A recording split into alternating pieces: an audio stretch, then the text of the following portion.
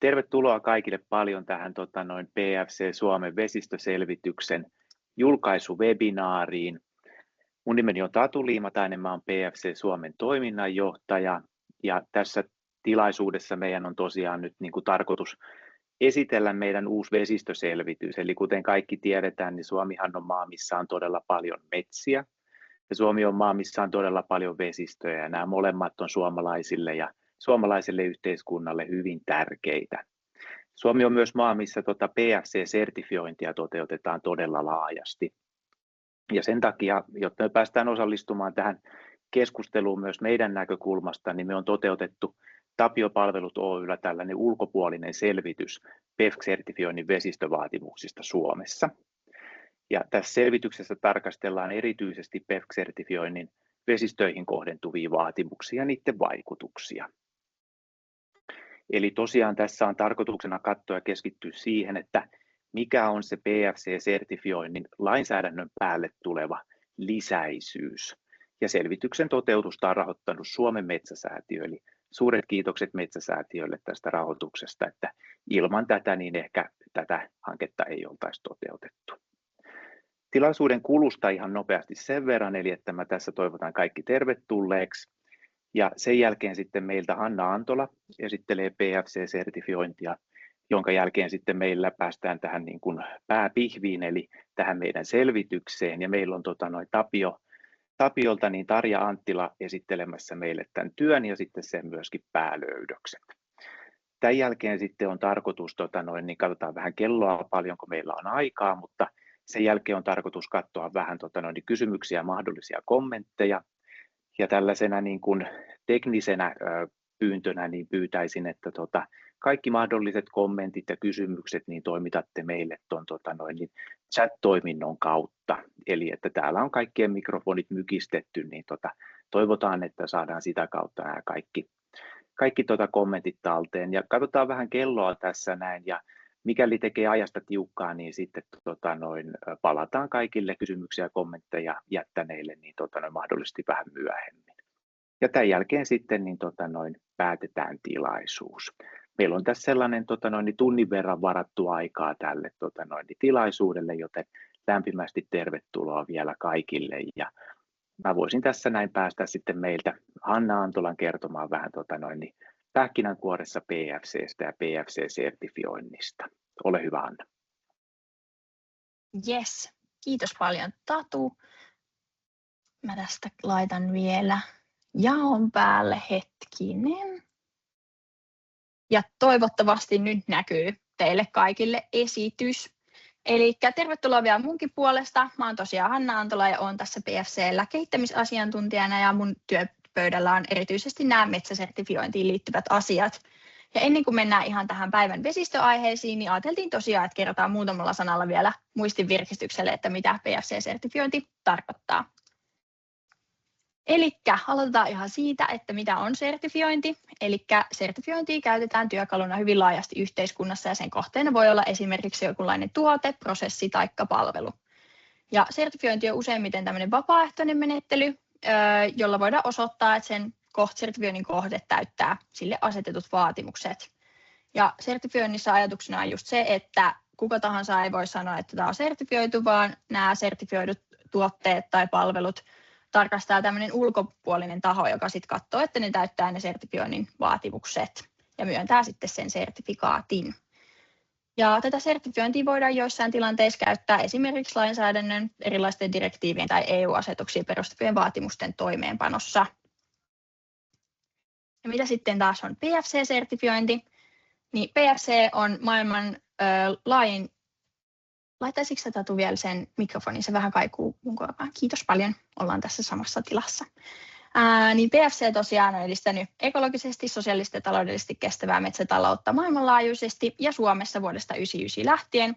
Eli ollaan jo yli 25 vuotta oltu toiminnassa täällä ja sitten maailmalla. Ja PFC on hehtaareilla laskettuna maailman laajin metsäsertifiointijärjestelmä ja tämmöinen PFC-toimisto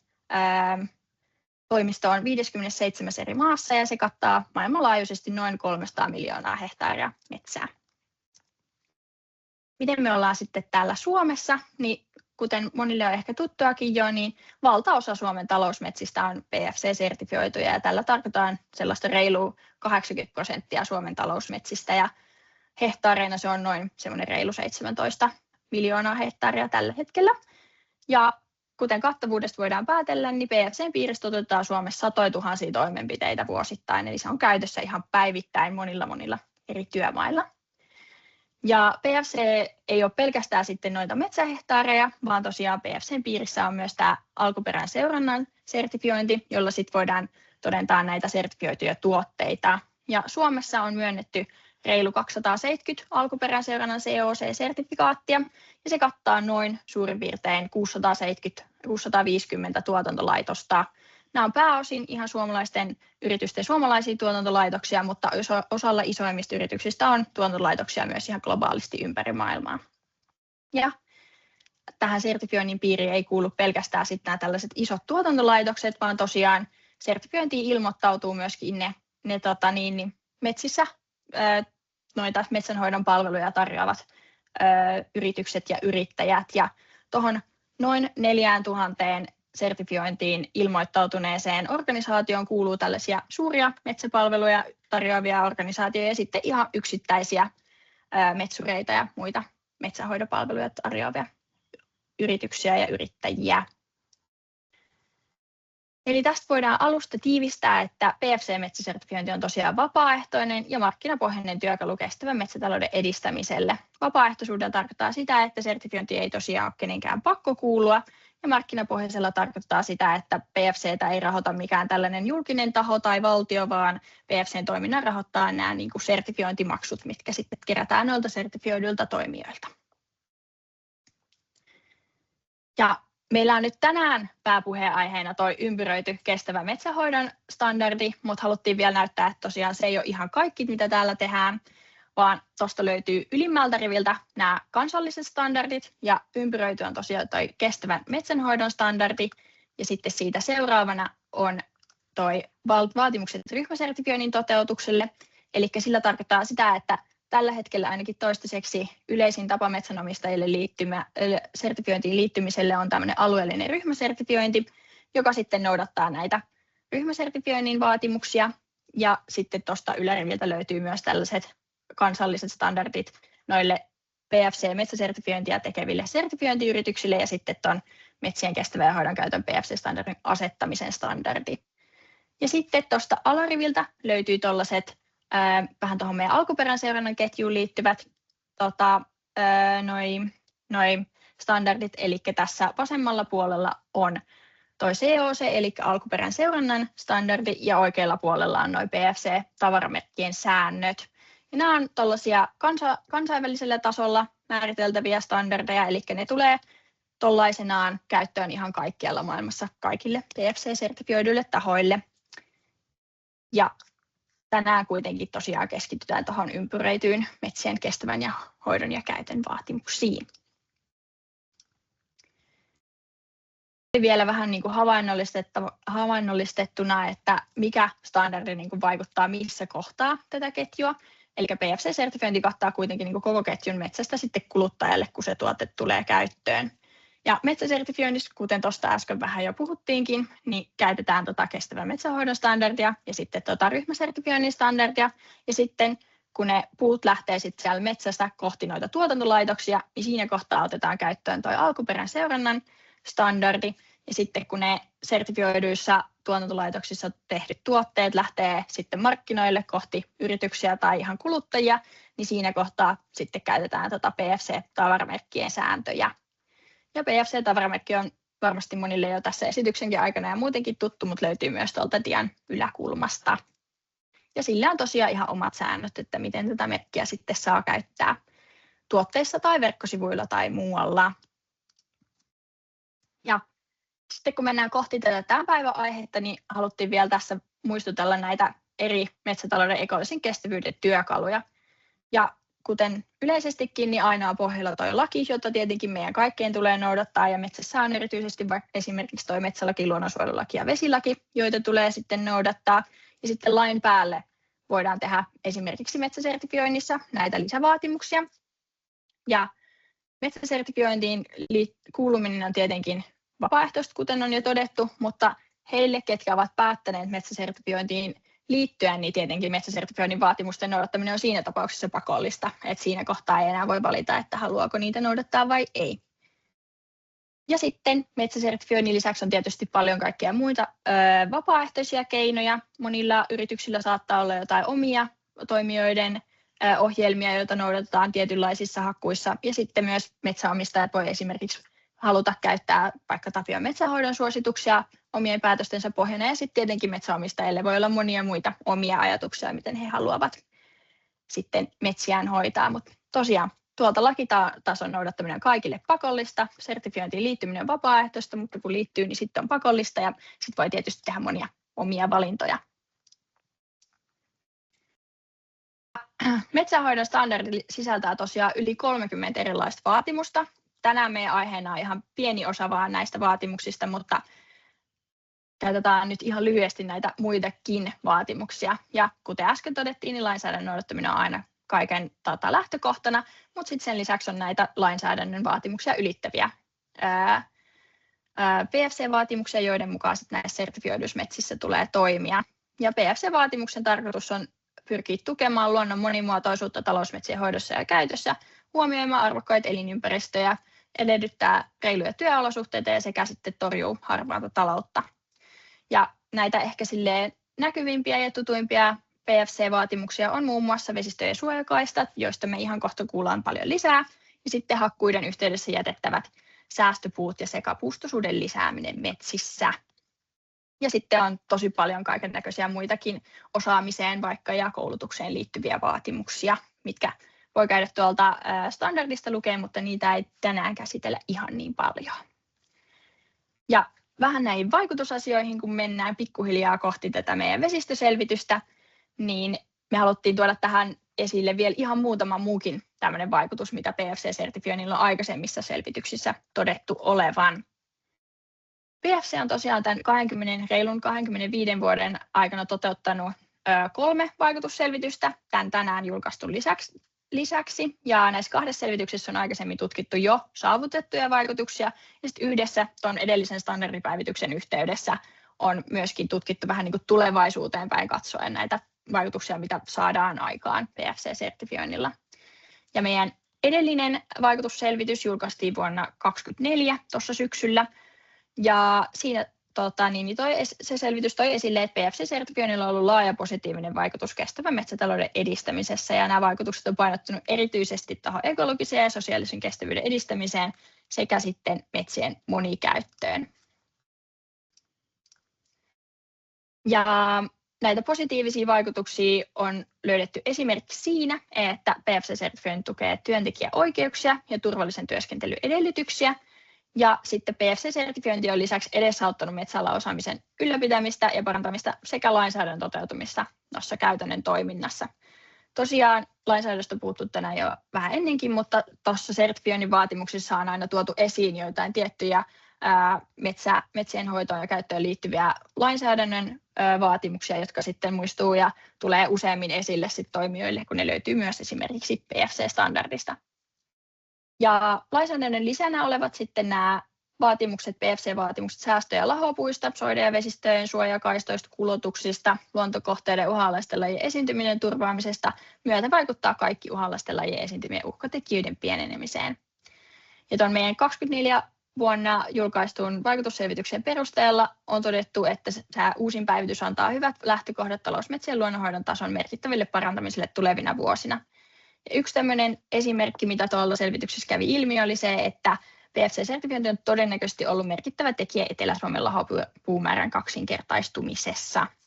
Ja myös tämä vanhempi, tai siis kaikki nämä vanhemmatkin vaikutusselvitykset löytyy tuolta meidän verkkosivuilta, että niitä pääsee osuudesta materiaalit lukemaan, jos kiinnostui tarkastelemaan näitä lisää tästä. Mutta hyvä, kiitos paljon mun puolesta, että olette tullut tänne paikalle mukaan ja päästetään sitten Tarja kertomaan meille tämän päivän aiheesta lisää. Kiitos paljon.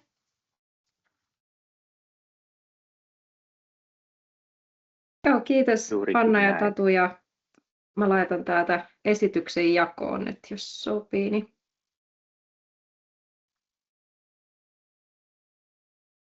Kyllä sopii. Kiitokset Johannalle siinä järjestelmän pienestä esittelystä. Ja tosiaan näitä vaikutuksia on aikaisemminkin tutkittu, eli että se on osa tätä meidän toimintaa, mutta tänään pureudutaan erityisesti näihin vesistöteemoihin. Ole hyvä vaan, Tarja. Joo, kiitos. Elikkä terve vaan kaikille. Mä oon Tarja Anttila, suomeksi-asiantuntijana Tapiossa töissä ja kerron tänään tästä selvityksestä, mikä laadittiin. Selvityksessä oli myös mukana Mari Pänkäläinen ja Samuli Joensuu työstämässä tätä selvitystä, ja tästä on laadittu pidempi raportti ja tässä sitten yhteenveto näistä tuloksista. Mä laitan kameran pois, kun oli pieniä yhteysongelmia, niin ei ainakaan sitten se vaikuta tuohon puheen laatuun. Eli mennään sitten asiaan. Tässä on tästä esityksen sisällöstä kooste, eli kerron nyt tästä vesistövaikutusselvityksen tuloksista, ensin tästä työn taustasta ja tavoitteista, mistä lähdettiin liikkeelle, sekä lainsäädännön roolista metsätalouden vesien suojelussa tähän taustalle, että mitä raameja lainsäädäntö asettaa tähän asiaan. Sitten käydään läpi BEFC-sertifioinnin vesistöjä koskevat keskeiset vaatimukset, ja teemakohtaisesti on sitten jaoteltu tätä käsittelyä näihin metsätalouden vesiensuojeluteemoihin, eli keskitytään vesistö- ja pienvesien vesiensuojeluun, sitten suometsien hoitoon, arvokkaiden elinympäristöjen turvaamiseen ja pohjavesiin. Ja sitten lopuksi käydään läpi kehittämistarpeita, mitä on noussut esiin, sekä yhteenvetotuloksista. Eli tähän alkuun työn tausta ja tavoitteet. Tämä työn tilaaja on BEFC Suomi ry ja työtä on ohjannut BEFC Suomi ja heidän asettama ohjausryhmä. Tulokset ovat riippumattomia. Kuitenkin ollaan työstetty tämä itsenäisesti riippumatta tämä työ Tapiossa. Mutta nämä keskeiset kysymykset, mitkä tähän työlle asetettiin alussa, on tässä esillä. Eli me käytiin ensin läpi, että mitkä on BEFC-sertifioinnin voimassa olevat vesistöjä koskevat vaatimukset Suomessa, sekä mitä lisäarvoa BEFC-sertifiointi tuo suhteessa lainsäädännön vaatimaan tasoon. Sekä myöskin sitä pohdittiin, millä tavoin BEFC-sertifiointi on edistänyt hyvien käytäntöjen käyttöönottoa vesistöjen suojaamisessa. Ja tässä tarkastelussa on hyödynnetty kirjallisuuskatsausta ja toimijahaastattelulla on sitten täydennetty tätä selvitystä. No, tässä taustaksi tätä lainsäädännön roolia, mikä rooli lainsäädännöllä on metsätalouden vesiensuojelu, eli ihan lyhyesti tiivistettynä lait velvoittaa yleisellä tasolla ehkäisemään vesien pilaantumista ja huomioimaan vesistöt ja ilmoittamaan tietyistä toimenpiteistä ja myöskin hakemaan lupia sitten tietyissä tilanteissa. Eli ne asettaa tämmöiset yläraamit tälle vesien suojelulle, ja keskeisimpiä lakeja metsätalouden näkökulmasta on metsälaki, luonnonsuojelulaki, vesilaki ja ympäristönsuojelulaki. Eli tästä metsälaista tulee esimerkiksi nämä 10 pykälän erityisen tärkeät elinympäristöt ja niiden huomiointi, esimerkiksi puron välitön lähiympäristö. Ja metsälaissa myöskin on tämä metsänkäyttöilmoitus, mikä pitää tehdä hakkuista, ja voidaan seurata sitten hakkuiden, maanmuokkausten, metsänhoitotoimien toteutuksia. Luonnonsuojelulaissa on myös täydentää metsälakia noilla tietyillä luontotyypeillä, mitä sillä suojellaan, sekä laajemminkin sitten tätä luonnon ja lajien suojelua noiden uhanalaisten lajien ja natura-alueiden turvaamisen kautta. Sitten vesilaki taas suojaa vesiuomaa erityisesti ja vesiluontotyyppejä, että jos metsälaki suojelee sitä vesistön lähiympäristöä, niin vesilaki suojelee itse vesiuomaa, ja vesilaista tulee myöskin rajoituksia ojittamiseen, esimerkiksi vähäisestä suuremmasta ojituksesta tehdään ojitusilmoitus ja tietyissä tapauksissa myös on lupavelvollisuus. Ja ympäristönsuojelulaki sitten kieltää vesien pilaamisen ja haitallisen kuormituksen. Ja muita lakeja, mitä tähän myöskin voidaan nähdä vaikuttavan, laki metsätalouden määräaikaisesta kannustejärjestelmästä, tämä METKA, missä ohjeistetaan suometsien hoidon ja luonnonhoidon työlajien toteutukseen sekä laki vesienhoidon ja merenhoidon järjestämisestä.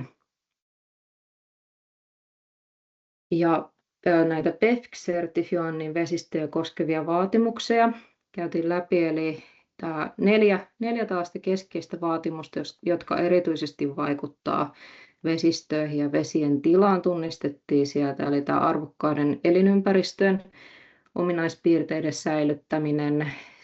Siellä nousee esimerkiksi nämä ojittamattomat korvet ja niiden säilyttäminen, suoluonnon monimuotoisuuden ja ekosysteemipalveluiden ylläpitäminen, eli sieltä tulee ohjeistuksia esimerkiksi suometsien hoitoon ja soiden ojittamiseen liittyen.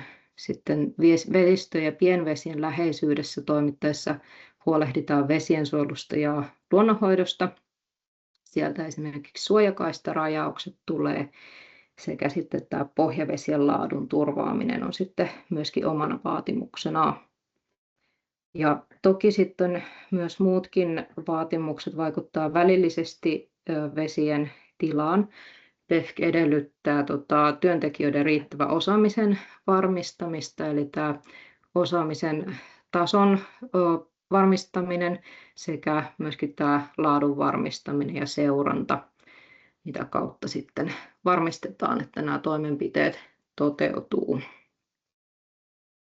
Ja erityisesti näihin peilaten sitten käytiin noita eri osa-alueita läpi.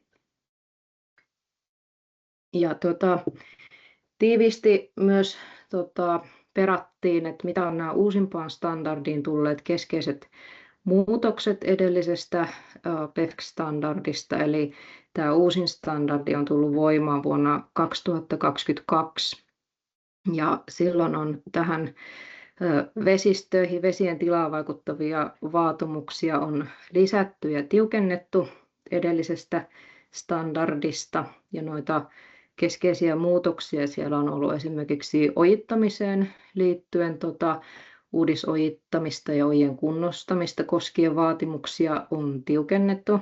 Sitten arvokkaana elinympäristöönä pidettyjen korpien määrittelyä on laajennettu aiemmasta.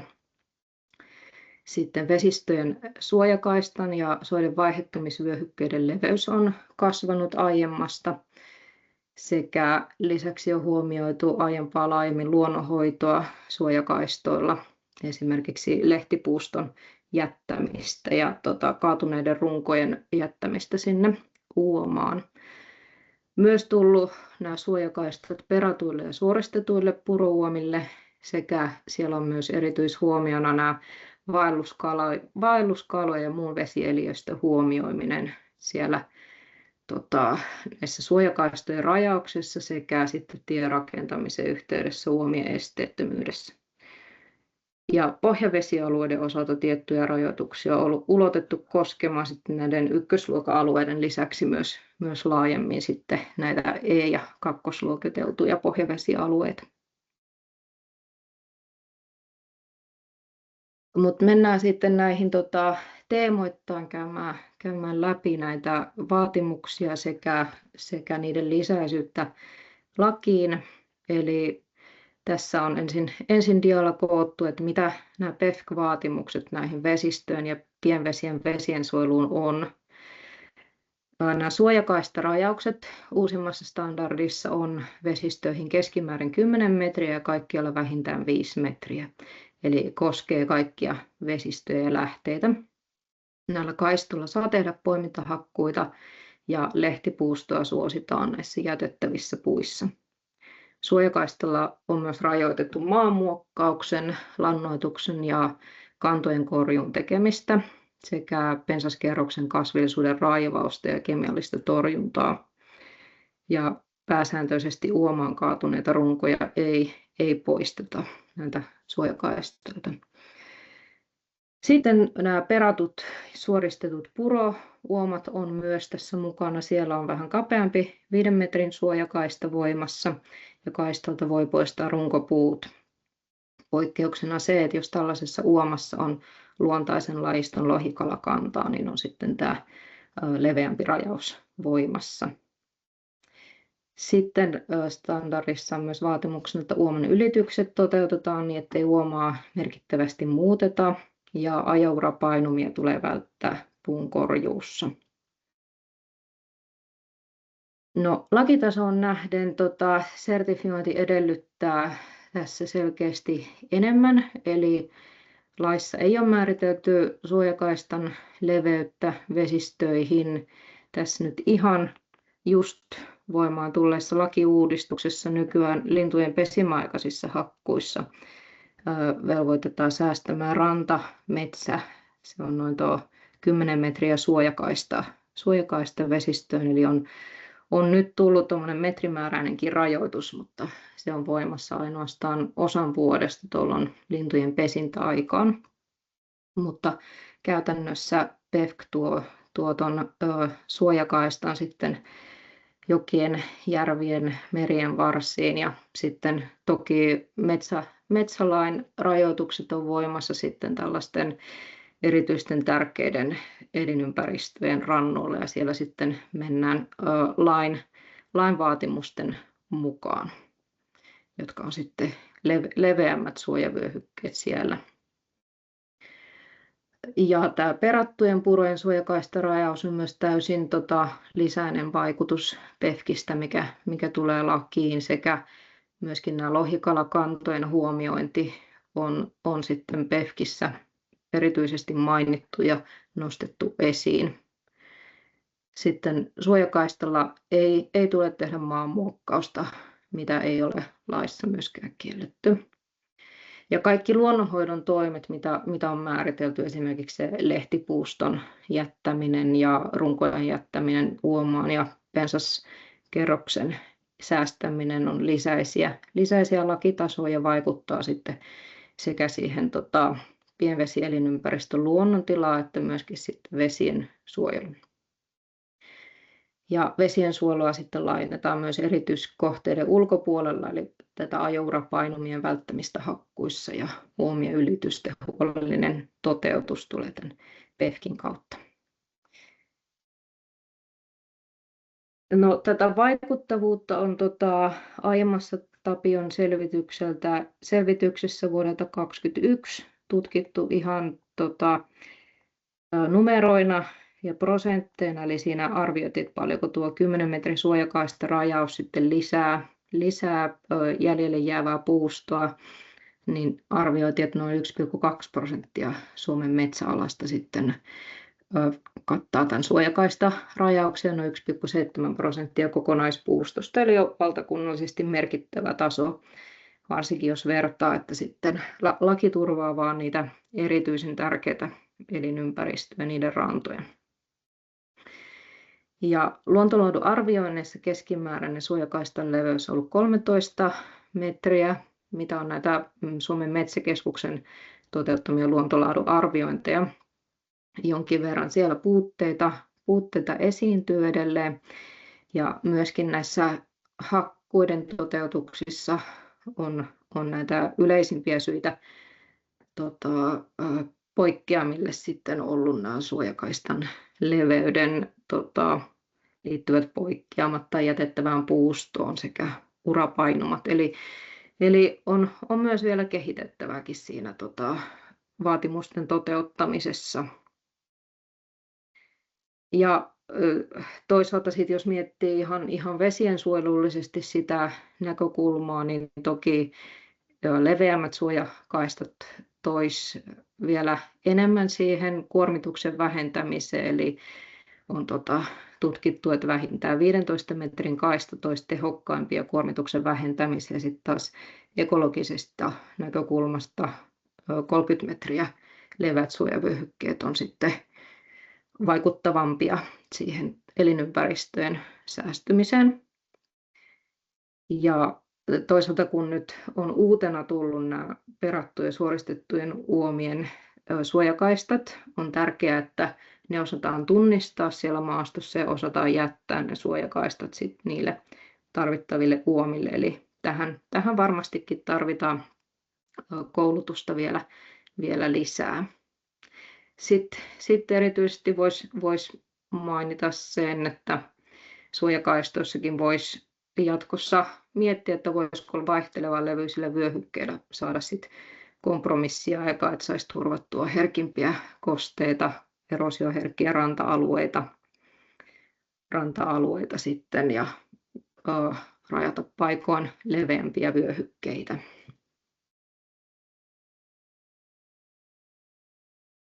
No, suometsien hoidossa näitä PEFC-vaatimuksia liittyy vesiensuojelusuunnitelman laatimiseen kunnostusojitushankkeessa.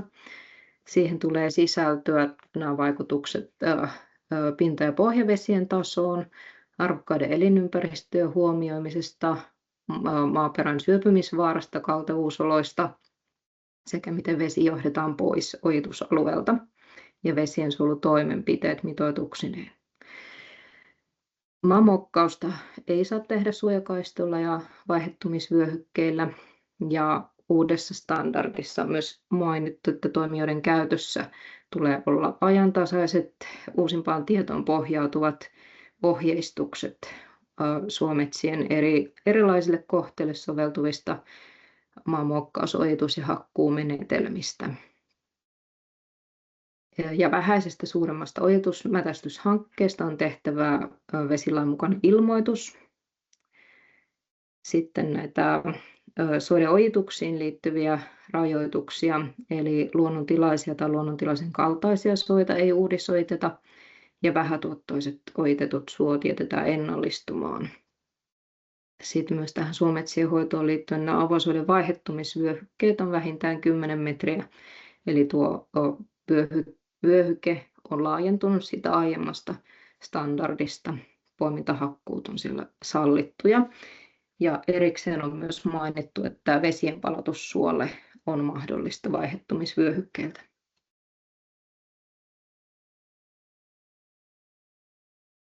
No, lakitasoon nähden sertifiointi edellyttää tässä enemmän. Eli tämä uudisojituskielto käytännössä luonnontilaisille ja luonnontilaisen kaltaisille soille tulee PEFCistä ja laissa ei sellaista ole määritelty, että siellä on toki nämä pienialaiset kitujoutomaan suot, mutta laajemmille kokonaisuuksille siellä ei ole kieltoa ja ojien kunnostamista ei myöskään sertissä sitten heikkotuottoisille soille saa tehdä. Laissa ei ole tämmöisille heikkotuottoisille alueille uudistamisvelvoitetta, mutta ei suoraan kieltoa tämmöisille. Ja tämä selkeä metrirajaus soiden vaihettumisvyöhykkeille tulee sertistä. Sitä ei ole laissa määritelty. Tämä ajantasaisen ohjeistuksen edellyttäminen suometsien hoidon työlajeissa on myöskin lisäinen. Tuohon ojien kunnostuksen vesiensuojelusuunnitelmaan niin voidaan todeta, että se on aika vastaavanlainen kuin tämä METCA-laki edellyttää. No, tämä vaikuttavuus tulee siitä, että PEFC kattaa valtaosan Suomen talousmetsistä ja hyvin laajasti nämä suometsätkin sitä kautta ja tukee laajasti suometsien hoidon vesiensuojelun toteutusta. Ja yhtenä merkittävämpänä vesistökuormitusta aiheuttavana työlajina tuo ojituksen ennaltaehkäisy tuohon uudisojitukseen sekä ojien kunnostukseen heikkotuottoisilla alueilla tuo merkittävää vesiensuojelullista hyötyä. Eli on noin vajaa 3 miljoonaa hehtaaria näitä ojittamattomia suojelemattomia soita, vajaa 1 miljoona hehtaaria heikkotuottoisia ojitettuja soita, joita tämä koskee. Sekä osaamisen todentamiseen on jo ollut käytössä näitä koulutuskokonaisuuksia, kuten Certi-Serifi-verkkokurssi ja osaamiskoe. Tätä voidaan seurata. Ja näitä luontoladon arvioinnissa toteutuneet vaihettumisvyöhykkeet on ollut noin 8,5 metriä, että se on vähemmän mitä tämä nykyinen vaatimus, mutta toisaalta se aiempi vaatimus oli 5 metriä, eli se on kasvanut. Eli tämä on kuitenkin pidemmältä ajalta tämä keskiarvo. Noin 85% arvioista on hyviä tai erinomaisia. Ja tuossa samassa selvityksessä, missä Tapio selvitti noita vesistöjen suojakaistojen puumääriä, niin tarkasteltiin myös vaihettumisvyöhykkeiden osuutta kokonaismetsäalasta, eli se on noin tällä 10 metrin rajauksella noin 2,3% ja 0,4% kokonaispuustosta. No, näitä kehittämistarpeita tunnistettiin myös, eli tällä hetkellä se jää vielä vähän tulkinnanvaraiseksi tuo ajantasainen ohjeistus noihin suometsänhoidon työlajeihin, eli se, että sitten on yhtenäiset ohjeistukset kaikilla käytössä, olisi tärkeää, mitä edellytetään tuolta suometsien hoidon ohjeistukselta, sekä myöskin tuohon tehokkaampien vesiensuojelurakenteiden käyttöön voisi vielä selkeämmin kannustaa.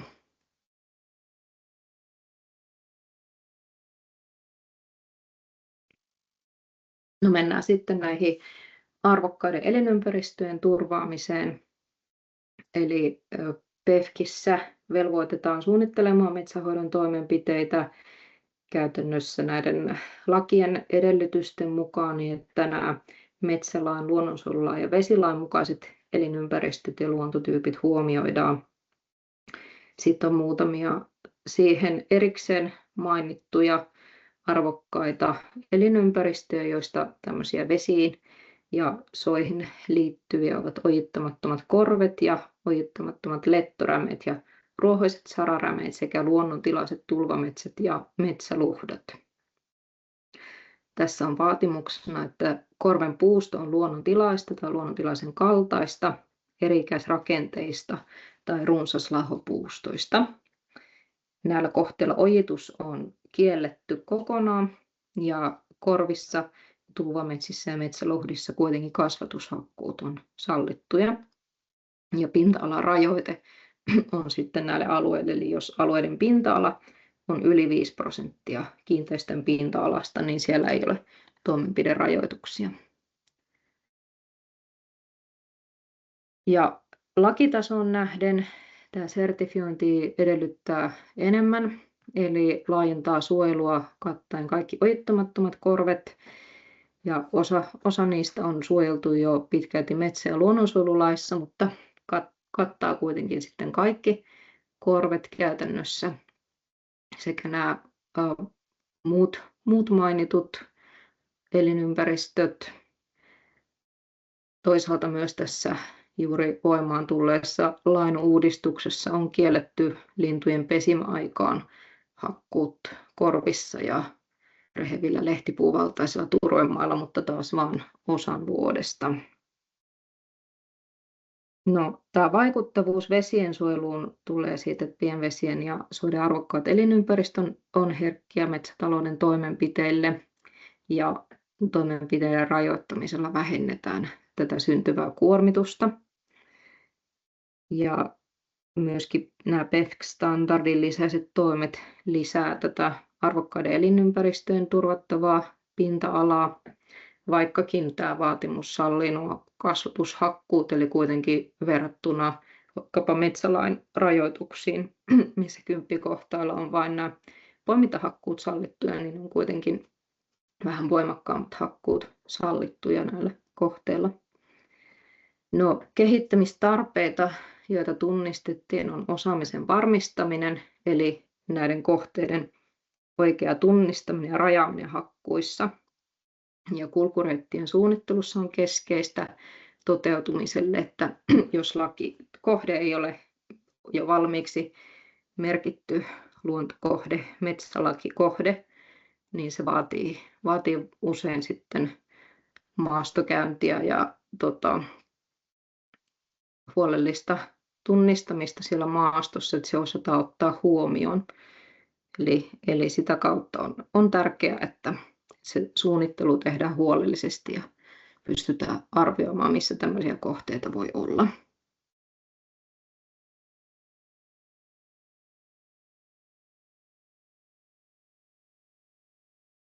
Ja sitten vielä viimeisenä osiona nämä pohjavedet, eli PEFC-vaatimuksissa pohjavesialueella näillä ykkös- ja kakkosluokan alueilla ei saa käyttää kemiallisia kasvinsuojeluaineita, lannoitteita eikä nostaa kantoja. Ja tuhkalannitus on sallittu vain, jos se ei aiheuta haittaa pohjavedelle. Sitten E-luokan alueella ei saa käyttää kasvinsuojeluaineita ja lannoitus on rajoitetusti sallittua. Ja toimijoilla on oltava toimintatapaohjeistus öljyvahinkojen välttämiseksi. Lakitasoon nähden tämä sertifiointi edellyttää enemmän siinä mielessä, että se määrittelee lakitasoa yksityiskohtaisempia toimintatapoja pohjavesialueille. Eli sieltä tulee ihan konkreettisia toimenpiderajoituksia. Ja tämä velvoite tunnistaa ja huomioida pohjavesialueet suunnittelussa. Vaikuttavuus tulee sitten taas kautta. Nyt näitä luokiteltuja pohjavesialueita on noin 4% Suomen metsäpinta-alasta ja valtaosa sitten tuolle PEFC-sertifioidulla metsäalueella. Hakkuita kuitenkin tehdään noin 0,3% pohjavesialueesta vuosittain. Tämä PEFC lisää näiden pohjavesialueiden metsähoitoa, ennakoivaa riskien hallintaa ja sitten toisaalta auditointien kautta sitä valvontaa. Ja toki toteutuminen sitten on riippuvaista siitä, että tunnistetaan nämä kohteet, osataan ne rajata ja tieto kulkee sitten täällä toimijakentässä. Näissä auditoinneissa on muutamia lieviä poikkeamia havaittu pohjavesialueella. Kehittämistarpeita, joita tunnistettiin, eli ihan kaikki nämä pohjaveden tilaan vaikuttavat toimet ei kuulu tänne sertifiointivaatimusten piiriin, mitä esimerkiksi metsähoidon suosituksissa on mukana näihin maanmuokkaukseen ja ojituksiin liittyen, niin siinä on kehittämisvaraa siihen pohjavesialueiden vaatimusten täydentämiseen sekä PEFCissä on välillisesti vain ohjeistetaan koneiden ja polttoaineiden käsittelyä, että ei ole yksityiskohtaista ohjeistusta tähän.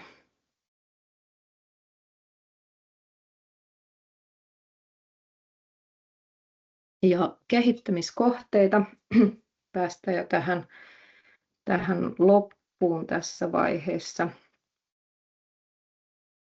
Eli koontina näitä kehittämiskohteita tunnistettiin muutamia paikkoja, missä jos ajatellaan vesiensuojelun kehittämistä ja tehostamista, niin on mahdollisuuksia vielä tiukentaa vaatimuksia. Esimerkiksi laajempiin suojakaista rajauksiin sillä on mahdollista tehostaa kuormituksen vähentämistä edelleen ja pienvesistöjen elinympäristöjen parempaa säilymistä sekä suometsänhoidon tähän ohjeistukseen.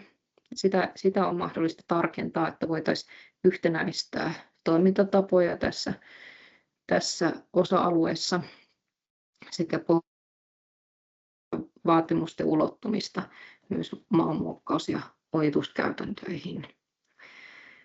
Sitten myös näitä tunnistettuja osaamisen ja toteutuksen kehittämiskohteita on tunnistettu ja näitä on erityisesti sitten näistä toimijahaastatteluista, mitä on toteutettu sekä opinnäytetyönä tehty tämmöinen kysely, missä selvitettiin, että millaisia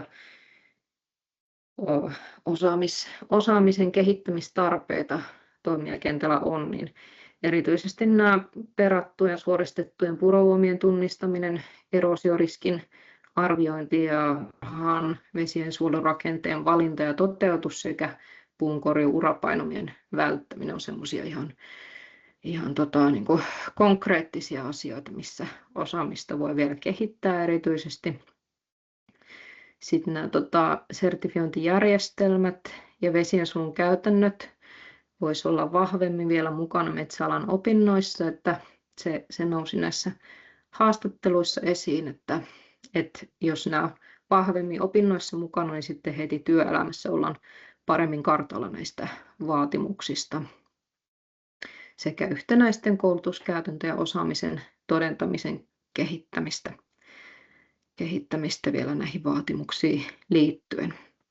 Sekä auditointiin liittyen on mahdollista vielä vahvistaa tätä auditoinnin toteutumista, koska kuitenkin vaikuttavuus on hyvin riippuvaista siitä, että toimet toteutuu ja niitä seurataan. Myöskin auditointipoikkeamien ohjeistusta voidaan vielä selkeyttää ja laatia velvoittavampaan muotoon sekä sitten näitä korjaavien toimenpiteiden ohjeistamista ja tehostamista parantaa. No, yhteenvetona PEFC-sertifioinnilla nähdään selkeä positiivinen vaikutus vesiensuojelun metsätaloudessa, eli se asettaa sen pohjan vesiensuojelun toteutumiselle laajasti. Sertifiointi täydentää vahvasti lainsäädäntöä ja toista tukee myös lainsäädännön toimeenpanoa. Ja ihan näitä konkreettisia vaatimuksia keskeisiä, millä PEFC täydentää lakitasoa, tulee esimerkiksi näistä metrimääräisistä suojakaistovaatimuksista pienvesille ja vesistöille sekä soiden vaihettumisvyöhykkeille sekä rajoitukset soiden ojittamiselle, arvokkaiden elinympäristöjen turvaamisen laajennukset sekä ihan näitä käytännön toimia ajoura painumien välttämien uomien ylitysten huolellinen toteutus. Ja PEF kattaa yli 80% talousmetsistä, eli se vaikuttavuus perustuu laajan kattavuuteen ja on todellakin niin kuin mahdollisuutta vaikuttaa vesien suojeluun valtakunnallisesti ja yhtenäistää vesiensuojelun toimintatapoja. Nämä vaatimukset ohjaa koulutuksen, neuvontaa ja toimintatapojen kehittämiseen laajemminkin ja toisaalta auditoinnilla ja seurannalla edistetään laadukasta toteutusta. Ja aiemmista standardeista vaatimuksia on tiukennettu ja laajennettu, eli sitä kautta on nähtävissä tämä vesiensuojelun merkityksen kasvaminen metsätaloudessa ja toisaalta PEFC-sertifiointi tuo myös sen taloudellisen kannustimen ympäristövastuulliseen metsätalouteen. Että vesiensuojelusta on tullut osa metsätalouden kilpailukykyä, että se sisällytetään tähän päivittäiseen tekemiseen. Joo, siinä oli kaikki mun puolesta, eli mielellään voi sitten kysymyksiä vielä esittää. Aikaakin taitaa vielä olla. Suuri kiitos Tarja hyvästä ja selkeästä esityksestä ja myös hyvän selvityksen laadinnasta. Eli että me katsotaan, että tämä selvitys hyvin tuo esille just sitä PEFCin lisäarvoa sekä sitten tätä muuta lainsäädäntöä, mitä tähän aiheeseen liittyy. Nyt on tosiaan paikka vielä kysyä kysymyksiä. Ihan että päästään liikkeelle, niin mä huomasin, että tuolla oli chatissa yksi kysymys ainakin Mari Annalalta, eli tämä tulee Tarja varmaankin sulle, että onko PEFC-sertifioitujen metsien luontolaadun arvioinnissa mukana vain PEFC-sertifioiduista metsistä vai onko mukana PEFC ja FSC-sertifioituja metsiä? Eli kysymys liittyen näihin luontolaadun arviointeihin, osaatko tähän? No näitä luontolaadun arviointeja, siis mitä tarkasteltiin tässä, niin mitä raportissa on sitten tarkemmin, niin on rajattu siinä näitä PEFCiin liittyviä alueita, eli PEFC-sertifioituja metsiä.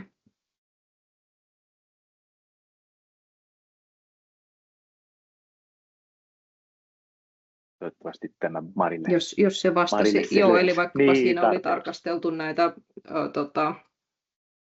tuloksia vaikkapa ainespuun korjuussa ja maanmuokkauksessa ja näiden suojavyöhykkeiden toteutumista, niin nimenomaan PEFC-sertifioituja rajattiin. Kyllä, eli pelkästään PEFC-metsät. Kiitoksia. Katson, että chatissa ei ainakaan vielä ole muita kysymyksiä. Meillä on tässä vielä muutama minuutti aikaa.